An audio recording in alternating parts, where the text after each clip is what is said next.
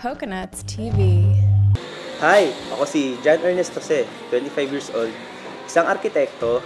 Nandito tayo ngayon sa Kalanchaw Street, sa Danilicious, para tikman yung mga sikat nilang inihaw.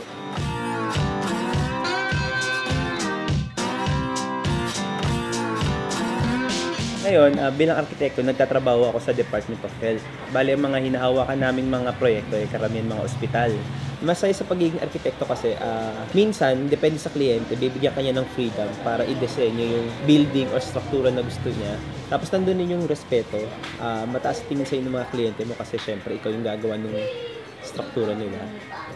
Ang pinakamahirap siguro ay yung may mga kliyente kasi na iniisip nila, madali lang yung pagdidisenyo ng bahay.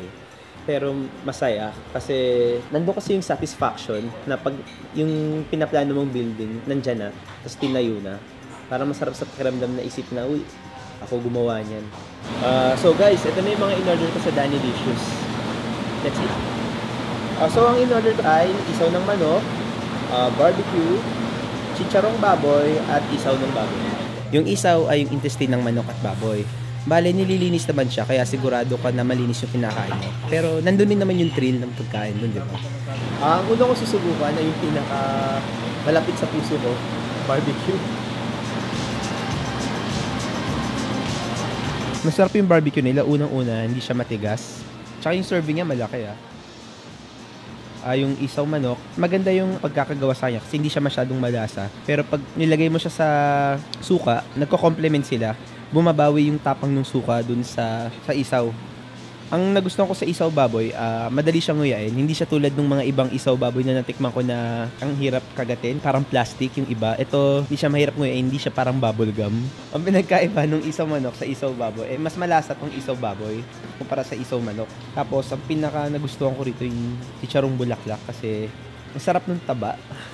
Actually, hinuli ko to kasi akala ko hindi ko to magugustuhan. Lahat sila malinamnam actually para sa akin. Well, obviously, hindi siya ganun ka-healthy pero masarap Tsaka minsan-minsan lang naman. Malaki yung pinagkaiba nung estudyante pa ako tsaka nung nagtatrabaho na ako bilang arkitekto. Kasi unang-una, nung gumraduate ako tapos nagtrabaho ako, na-realize ko na sobrang kulang pa yung alam ko. At tingin ko maraming taon pa ang kailangan kong gugulin. Nung nagtrabaho ko sa gobyerno, nandun yung mentality na alam mong nagtatrabaho ka para sa bayan at hindi para sa boss mo. So yung mga ginagawa namin ospital sa DOH, alam ko yung mga Pilipino, mga kapong Pilipinong less fortunate yung makikinabang dun sa ospital. So, balang in-order ko, isang isaw manok, isang isaw baboy, isang barbecue at isang chicharong bulaklak, isang cup of rice, tsaka isang bote ng mineral water. Lahat-lahat umabot lang siya ng 89 pesos. Kaya sulit talaga dito sa Danilicious sa Kalanchaw Street.